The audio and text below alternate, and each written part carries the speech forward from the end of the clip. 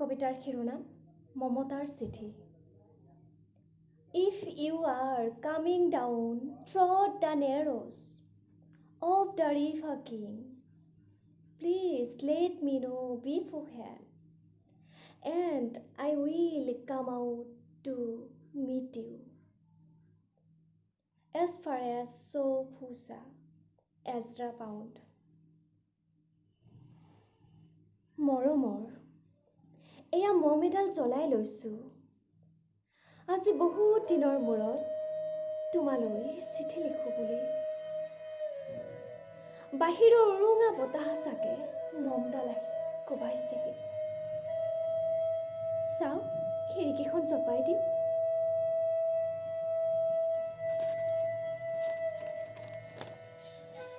7 বছৰৰ আগৰ কথাবোৰ তোমাৰ বাৰু মনত আছেনে? আমি যে নতুন জীৱনটোৰ পাতনি মেলিছিলোঁ।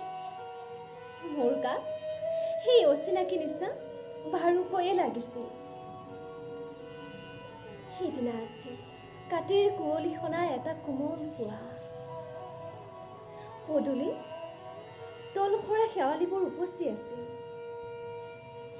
আৰু সন্ধিয়া মই তোমালোকৰ ঘৰলৈ নকৈ আহিবৰ দিনা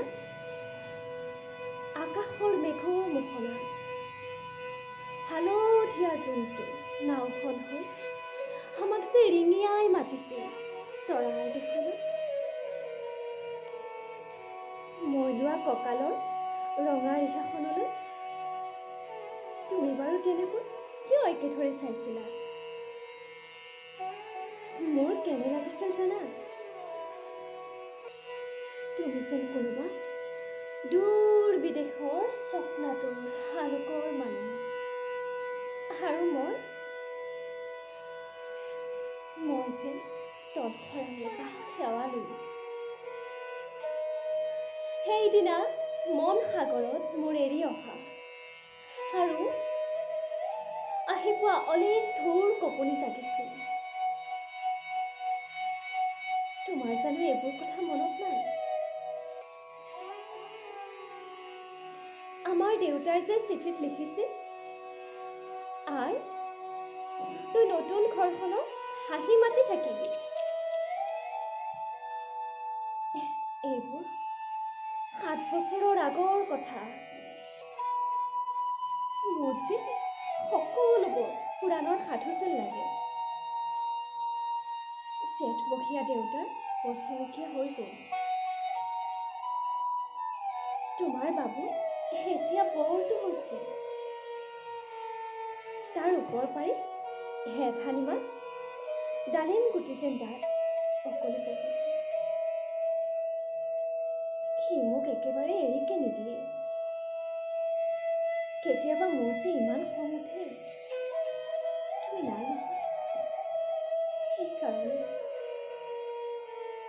সি বাৰু মোৰ বগা সাজযোৰলৈ এনেদৰে তথা লাগি চাই থাকে কিয়? তাৰ উপজাৰে পৰা এইযোৰ কাপোৰ চিনাকি।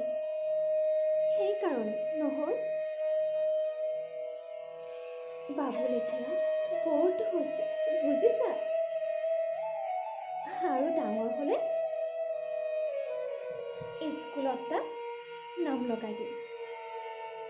স্কুলত থকা সময়খিনি মোৰ যে বুকুখন তেনেই উদং হৈ থাকিব পাৰে। আৰু কি লিখিম? বিশেষ একো নাই। মোৰে শপত, তুমি যিদিনা উলটি আহিবা মোক আগতীয়াকৈ জনাবা দেই। মই ভোগ দৈয়েদি খটিয়াই গৈ বুঢ়া লুইতৰ বুকুৰ পৰা তোমাক ৰিঙিয়াই মাতিম। তুমি যিদিনা উলটি আহিবা মোক আগতীয়াকৈ জনাবলৈ নাপাহৰিবা দেই। মৰম ল'বা। এটি তোমাৰ মমতা। পুনৰ